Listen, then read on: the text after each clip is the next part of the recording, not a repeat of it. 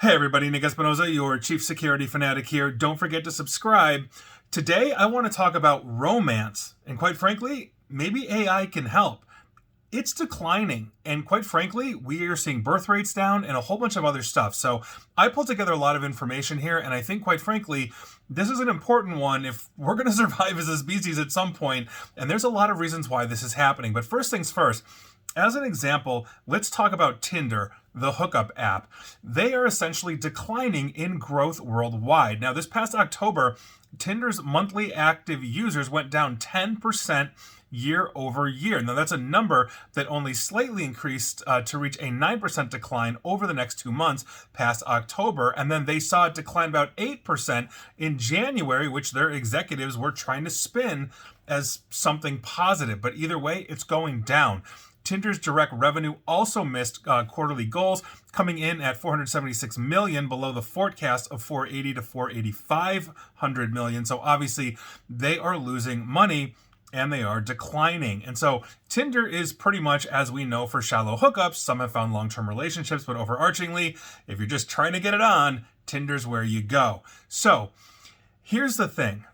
It's not just sex in general that is declining among the younger generations, like teens, etc., etc. It's romantic relationships as well. And that's what I'm talking about. Quite frankly, teens, the younger generation, are dating less. And a survey conducted by the Survey Center on American Life in 2024 found that only 56% of Gen Z adults and 54% of Gen Z men said that they were actually involved in a romantic relationship at any point during their teenage years. Remember, Gen Z is now over 18. Gen Z is now the young adults. So this represents a remarkable change from previous generations, where teenage dating was much more common. More than 3/4 of baby boomers, about 78%, and 76% of Gen Xers report having a boyfriend or a girlfriend as a teenager. And as a Gen X myself, yeah, I dated. I was actively dating in high school, right? And a lot of people my age were.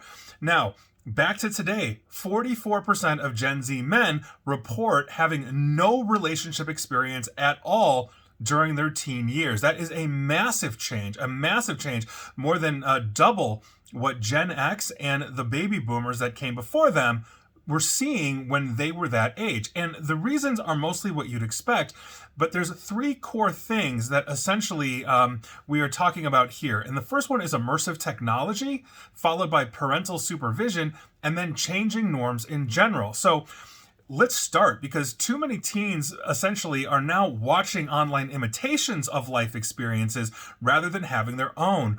We are addicted to phones, tablets, streaming, social media, all of these things, and more teens are content watching from the sidelines rather than becoming active participants in their own lives.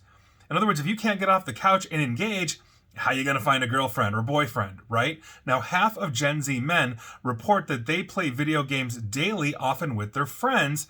And by virtue of that, they're not inclined to go seek romantic relationships at all, even though, let's say, they have libidos, right? Now, parents, on top of it, when we are talking about parenting, they're far more involved in their children's life today than previous generations. And obviously, the technology that permits parents to actively monitor their behaviors and whereabouts has been a booming industry, but nothing is faster than, killing aspirations for romance by having parents know where you are all the time.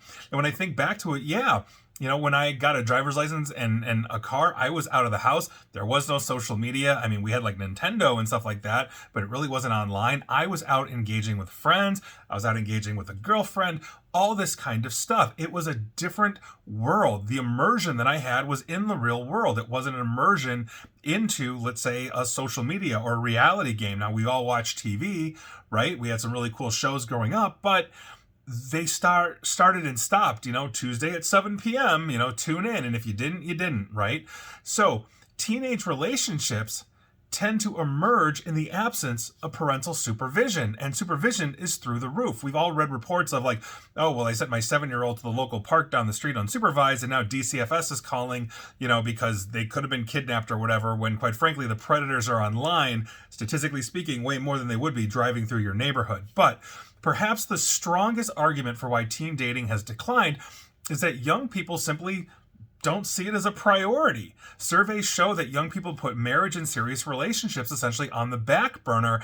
And this is basically reconfirmed by research from UCLA that found that young adults aged 18 to 24 want to see less sex and romance in television shows and movies. They prefer basically getting older married as well. That new shift in terms of when you get married is now basically in the late 20s. And in 2020, Gallup found that the ideal age for men, according to surveys of American men, young men, was late 20s or later. In other words, if you're getting married in your 30s, that's a stark difference than, let's say, the boomers that occasionally got married in high school, or was rather common back then, to, let's say, the Gen Xers that were, maybe college age or early to mid 20s at best. And so if we keep pushing that back, we're also missing the window to have children. And if we're not having children, the birth rate declines. Now, you might say, Nick, we are overpopulated as it is. That may be true.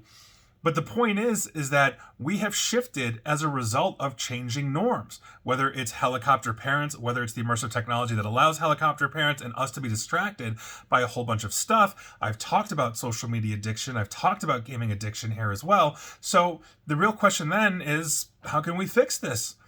And AI may be the answer, because non-dating consumer mobile apps like TikTok, Instagram, and Snapchat have actually benefited, as much as I'm not a fan of any of those, they've benefited from AI features that basically ensure engagement and retention.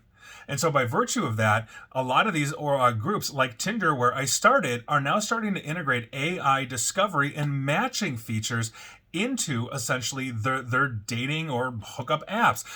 Basically, Tinder seems to be going the way of Grindr. And I did one on Grindr about an AI wingman that will sift through all your potential matches on Grindr. Grindr is obviously focused on the gay community, but essentially the AI wingman and Grindr will say, okay, like, here's 100 possible matches in your area. These 5 are, ideal, and then rank them based on preference on all this kind of stuff, so that you can then focus in and engage on what you want. And so Tinder seems like they want to do this. Online dating, for the record, is essentially, per surveys as well, being seen as less exciting and more of a chore. Like, when I was coming up and online dating was starting to emerge, and blow up, it was a really interesting thing. Like, I just didn't have my circle of friends to go find romance, right? I could go online and find somebody with my similar interests, as opposed to trying to find that at a local bar or whatever it was. And we've seen studies that show that overwhelmingly in this day and age around the world, it's not just an American or North American thing, globally, more people are finding romance or significant others online than they are in any other way. That includes church, community, and everything else. And so instead of having to slog through profile after profile, if the AI can sift through this and find it, well, maybe that will re-engage. Or if the AI can gamify, let's say you can have an interest in a match with he or she, and you guys can play a game together, etc. online, well, now you're building some kind of camaraderie. So we're going to see where this goes, but I think overarchingly, it's an entirely different world, especially, coming from a non-immersive world, a non-online immersive world.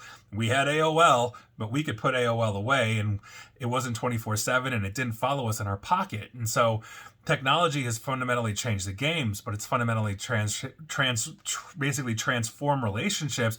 And by virtue of that, maybe AI in some way, shape, or form can adapt to that and translate it back. We'll see.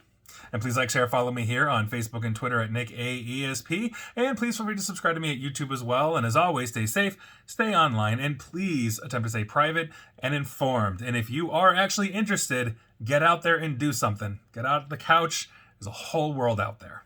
Take care.